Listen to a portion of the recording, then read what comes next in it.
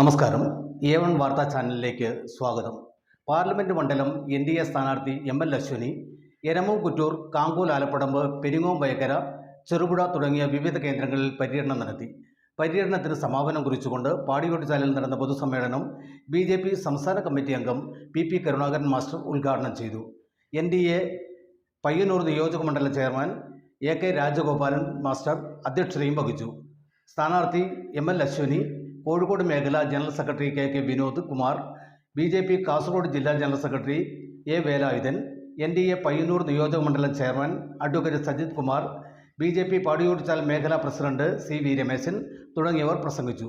പരിപാടിയിൽ K മോഹനൻ സ്വാഗതവും TP Madhavan നന്ദിയും പറഞ്ഞു. സ്വീകരണ കേന്ദ്രങ്ങളിൽ നേതാക്കളായ KK സുകുമാരൻ, ഗംഗാധരൻ കാളീശ്വരം, രൂപേഷ് തൈവളപ്പിൽ, MP രവീന്ദ്രൻ, രമ സനിൽകുമാർ, തമ്പാൻ തവിടിശ്ശേരി, രാജു ചുണ്ട, Prakashan Vellora, VR Sunil, Swaraj TV, Damodaran TV, Sunil Kankol, Mohanan Palangadan, Jayadevan, MV Bhaskaran, Vijayakumar കല്ലമാക്കൽ തുടങ്ങിയവർ സംസാരിച്ചു. നാം തിരഞ്ഞെടുക്കേണ്ടത് ശ്രീമതി ML അശ്വിനിക്ക് ഈ നാടിന്റെ സ്വപ്നങ്ങൾ സാക്ഷാത്കരിക്കാൻ അവർ വിജയിപ്പിക്കണമെന്ന് അഭ്യർത്ഥിക്കുകയാണ്. ഏറ്റുവാങ്ങാൻ വേണ്ടി ഇവിടെ എത്തിയിരിക്കുന്നു. അടുത്തായിട്ട് നമ്മുടെ ആദരണീയ സ്ഥാനാർത്ഥി അശ്വിനി ML ഇവിടെ എത്തിയിരിക്കുകയാണ്. നമ്മുടെ പയ്യന്നൂർ മണ്ഡലത്തിൽ നിരവധി സ്വീകരണങ്ങൾ ഏറ്റുവാങ്ങിയ ശേഷം ഇതാ ചെറുപടി മണി എത്തിയിരിക്കുകയാണ്. ഇപ്പോഴത്തെ കണക്ക് പ്രകാരം ശ്രീമതി അശ്വിനി ML ഈ കാസർഗോഡ് ലോക്സഭാ മണ്ഡലത്തിൽ ജയിക്കാൻ പോവുകയാണെന്ന യാഥാർത്ഥ്യം കൂടി മനസ്സിലാക്കിക്കൊണ്ട് നിങ്ങൾ എല്ലാവരും ഓരോരുത്തരും നമ്മളെ വിലയേറിയ വോട്ടുകൾ താമര ചിഹ്നത്തിൽ മാത്രം രേഖപ്പെടുത്തണമെന്ന് മാത്രം പറഞ്ഞുകൊണ്ട് ഈ വൈകിയ വേളയിൽ നമുക്ക് ഒന്നിവിടെ മനസ്സിലാക്കാനുള്ളത്, ഇന്ത്യ മഹാരാജ്യത്ത് 400-ലധികം സീറ്റ് നേടുമെന്ന് പ്രഖ്യാപിച്ചുകൊണ്ടാണ് NDA തെരഞ്ഞെടുപ്പ് നേരിടുന്നത്. അതുപോലെ തന്നെ 40-ഓളം സീറ്റ് കിട്ടുമോ എന്ന് ഇവിടുത്തെ കോൺഗ്രസ്സുകാരും മത്സരിക്കുന്നു. വന്നിട്ടുള്ളത് കഴിഞ്ഞ 10 കൊല്ലം കൊണ്ട് നമ്മുടെ നരേന്ദ്രമോദിജി വികസനത്തെ കാണിച്ചതാണ്. നിരവധി സ്കീംസുകൾ കൊണ്ടുവന്നതാണ്, ഇൻഫ്രാസ്ട്രക്ചർ ഡെവലപ്മെന്റ്സ് കൊണ്ടുവന്നതാണ്. പക്ഷെ ഇവിടെ കാസർഗോഡ് എത്തുമ്പോൾ ഇവിടുത്തെ MPക്ക് ഒരു ഡെവലപ്മെന്റിന്റെ കാര്യങ്ങൾ ചെയ്യാൻ പറ്റില്ല. പക്ഷെ പറയുന്ന 5 വർഷം കൊണ്ട് ഞാൻ ഇവിടെ ഡെവലപ്മെന്റ് ചെയ്തു. എന്ത് ഡെവലപ്മെന്റ് ആണ് ചെയ്തിട്ടുള്ളത്? ഒരു MPക്ക് കാലി ഒരു ഹൈമാസ് ലൈറ്റ് കൊണ്ടുവന്നെങ്കിൽ ഡെവലപ്മെന്റ് ആയോ? ആംബുലൻസ് കൊണ്ടുവന്നെങ്കിൽ ഡെവലപ്മെന്റ് ആയോ? ചെയ്യാൻ നിരവധി കാര്യങ്ങളുണ്ട്. പക്ഷേ എല്ലാം മാറി നിന്നിട്ട് അയാൾക്ക് കാസർഗോഡ് നന്നാക്കാണ്ടാന്നുണ്ട്. ബിക്കോസ് അയാൾ വരുന്നത് കൊല്ലം എന്നാണ്. പ്രിയമുള്ളവരെ, ഈ വരുന്ന April 26 നമ്മളെ പോളിംഗ് ഡേറ്റ് ആണ്. നിങ്ങൾ പോളിംഗ് ബൂത്തിൽ പോകുമ്പോൾ 1 മിനിറ്റ് ചിന്തിക്കണം. ഈ പ്രാവശ്യത്തെ നിങ്ങൾ ഓരോരോ വിലയേറിയ വോട്ടും ആർക്ക് തരണമെന്നും. കാസർഗോഡ് ഡെവലപ്മെന്റ് കാണോ അല്ല മാറി മാറി ഭരിച്ചിട്ട് LDF UDF കാണോ? നാട്ടുകാരെ എല്ലാവർക്കും എന്റെ വിനീതമായ നമസ്കാരം. കാസർഗോഡ് മണ്ഡലം ഒരു പിന്നോക്ക മണ്ഡലം ആയിട്ട് മാറി നിർത്തിയിട്ടുണ്ട്. എല്ലാവർക്കും അറിയാം, ഒരു ഡെവലപ്മെന്റ് കാണാത്ത നമുക്ക് കുടിവെള്ളത്തിന് ക്ഷാമമാണ്. ഇവിടെ കായിക പ്രേമികൾ നിരവധി ആൾക്കാരുണ്ട്. പക്ഷേ സ്റ്റേഡിയമോ ഒരു ഡെവലപ്മെന്റ് ഇല്ലാത്ത സ്റ്റേഡിയംസ് ആണ്. എത്ര ഡെവലപ്മെന്റ്സ് കൊണ്ടുവരാൻ സാധിക്കും? പക്ഷേ ഈ മാറി മാറി ഭരിച്ച LDFും പിന്നെ UDFും കാസർഗോഡ് മണ്ഡലത്തിൽ ഒന്നും ചെയ്യാണ്ട് ഡെവലപ്മെന്റ് ചെയ്തിട്ടുണ്ടെന്ന് പറഞ്ഞു നടക്കുന്നുണ്ട്. MP പറയുന്നത് 5 വർഷം കൊണ്ട് ഞാൻ കാസർഗോഡ് മണ്ഡലത്തിൽ ഡെവലപ്മെന്റ് ചെയ്തു. എന്ത് ഡെവലപ്മെന്റ് ആണ് ചെയ്തിട്ടുള്ളത്? ഹൈമാസ് ലൈറ്റാ അല്ലെങ്കിൽ ആംബുലൻസാ? ഗവൺമെന്റ് പ്രോഗ്രാമിൽ കാസർഗോഡ് മണ്ഡലം ഡെവലപ്മെന്റ് ആയോ? ഈ ഒരു ഹൈമാസ് ലൈറ്റ് അത് കുറച്ച് ഹൈറ്റ് കുറവായിട്ടുണ്ടാവും, അത്രയും. കഴിഞ്ഞ 2014 നരേന്ദ്രമോദിജി പ്രൈം മിനിസ്റ്റർ ആയിട്ട് വന്ന ശേഷം വെറും ഒരു 10 കൊല്ലം കൊണ്ട് ഭാരതത്തിന് നവഭാരതമായിട്ട് മാറ്റിയെടുത്തു. നിരവധി കാര്യങ്ങൾ ചെയ്തു കാണിച്ചു. ഇൻഫ്രാസ്ട്രക്ചർ ഡെവലപ്മെന്റ്സ് നമുക്ക് നോക്കാൻ സാധിക്കുന്നുണ്ട്. റെയിൽവേ അപ്ഗ്രേഡേഷൻ ആയിട്ടുണ്ട്, എയർപോർട്ട്സ് വന്നിട്ടുണ്ട്, നിരവധി എയിംസ് വന്നിട്ടുണ്ട്.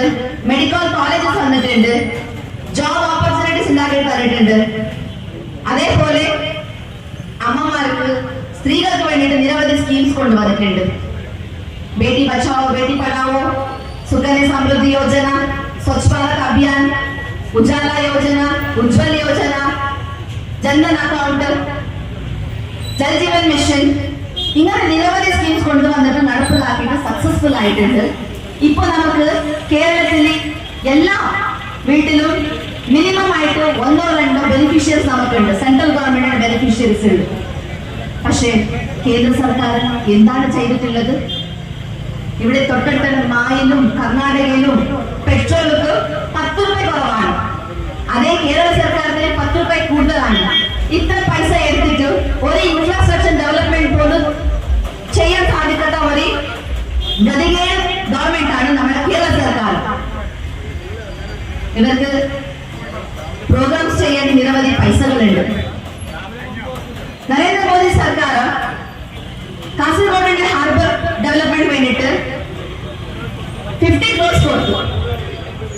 ആ ഹാർബർ ഡെവലപ്മെന്റ് വേണ്ടിയിട്ട് പ്രോജക്ട് വെച്ചിട്ടുള്ളത് 71 crores ആണ്. 50 crores സെൻട്രൽ ഗവൺമെന്റ് തരുന്നത്, 21 crores സ്റ്റേറ്റ് ഗവൺമെന്റ് തരേണ്ടതാണ്. പക്ഷെ ഈ 21 crores പോലും അവരുടെ കയ്യിൽ കൊടുക്കാൻ പറ്റാത്ത നമുക്ക് ഈ ഹാർബർ ഡെവലപ്മെന്റ് സ്റ്റാർട്ട് ആയിട്ടില്ല. ലാസ്റ്റ് ടൈം ഒരു കേരള സദസ്യ 1,05 ലക്ഷം രൂപ ചെലവെടുത്തു. പക്ഷെ പാവപ്പെട്ട ആൾക്കാർക്ക് പെൻഷൻ കൊടുക്കാൻ പോലും ഇവരുടെ കയ്യിൽ പൈസയില്ല. പ്രിയമുള്ളവരെ ഓർക്കണം, എപ്പോഴും ഇവർ പറയുന്നത്, LDF പറയുന്നത് കാരണം പാവപ്പെട്ട ആൾക്കാരുടെ പാർട്ടിയാണ്, പാവപ്പെട്ട ആൾക്കാരുടെ പാർട്ടിയാണ്. എവിടെയാണ് പാവപ്പെട്ട ആൾക്കാർ പാവപ്പെട്ടവർക്ക് പെൻഷൻ കൊടുത്തിട്ടുള്ളത്? കേരളൻ യാത്ര ഒരു കേരളൻ പ്രോഗ്രാം ചെയ്തു. 200 ഡെലിഗേറ്റ്സിന് ഒരു ദിവസത്തിന് ഫുഡൊക്കെ വേണ്ടിയിട്ട് ഇവർ ചെലവാക്കിയ പൈസ 48 ലക്ഷമാണ്. 200 divided by 48 lakhs നിങ്ങൾ ഡിവൈഡ് ആക്കി കഴിഞ്ഞെങ്കിൽ ഒരു ആൾക്ക് ഒരു ദിവസത്തിന് ഫുഡൊക്കെ വേണ്ടിയിട്ട് 26,000 rupees ചെലവാക്കിയിട്ടുണ്ട്. നിങ്ങൾ ഓർക്കണം, ഒരു ആൾക്ക് 3 times ഫുഡൊക്കെ വേണ്ടിയിട്ട് 26,000 രൂപകൾ, 26,000 എന്താണ് കഴിച്ചിട്ടുള്ളത്? അതേ 2,000 രൂപ കൊടുത്താൽ പെൻഷൻ പൈസ ഇവരുടെ കയ്യിലില്ല. ഇതാണോ പാവപ്പെട്ട സർക്കാർ?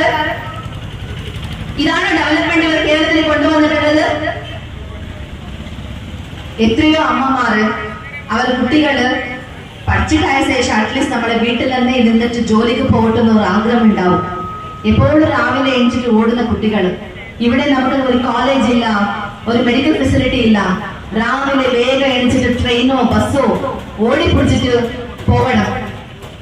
അമ്മയെ കാത്തു നിൽക്കുകയാണ്. നൈറ്റ് വരുമ്പോൾ ലേറ്റാണ്, പെണ്ണുകുട്ടികൾ വരുമ്പോൾ ലേറ്റാണ്. അതേ നമ്മുടെ നാട്ടിൽ തന്നെ കോളേജ് ഉണ്ടായിട്ടുണ്ടെങ്കിലോ അവരുടെ ട്രാവൽ ടൈമിങ്സ് സേവ് ആക്കായിരുന്നു. കുറച്ച് നമുക്ക് അവരുടെ സ്റ്റഡീസ് നമുക്ക് ടൈം കിട്ടട്ടെ. എന്നിട്ട് ഇതെല്ലാം ആയി. പിന്നെ സ്റ്റഡീസ് എല്ലാം കഴിഞ്ഞ ശേഷം പിന്നെ നാട്ടിലേക്ക് തിരിച്ചു വന്നിട്ടായിട്ട് ഇവിടെ ജോലി ചെയ്യാൻ പറഞ്ഞെങ്കിൽ ജോബ് ഓപ്പർച്യൂണിറ്റീസ് ഇല്ല. പിന്നെ തൊട്ടടുത്തുള്ള കർണാടകയോ ഡൽഹിയോ ചെന്നൈയോ അല്ലെങ്കിൽ ഗൾഫ് കൺട്രീസിൽ പോകണം. ഈ വരുന്ന നമുക്ക് എത്രയോ ഫംഗ്ഷൻസ് വരുന്നുണ്ട്. മോനില്ലാത്ത അമ്മക്ക് വിഷമമാണ്, ഹസ്ബൻഡില്ലാത്ത ഭാര്യക്ക് വിഷമമാണ്. ഇപ്പോ നമുക്ക് തൊട്ടടുത്തുള്ള വരുന്നത് വിഷുവാണ്. എത്ര ഫാമിലി വിഷുവിനെ മാറിയിട്ട് നിൽക്കുന്നുണ്ട്. ഒരു വർഷത്തോ 2 കൊല്ലത്തോ വരുന്ന ആൾക്കാരുണ്ട്. ഇതെല്ലാം നമുക്ക് മാറ്റിയെടുക്കണ്ടേ? നമ്മുടെ നാട്ടിലെ ഒരു ജോബ് ഓപ്പർച്യൂണിറ്റി ഉണ്ടാക്കാൻ പറ്റുന്നില്ലേ?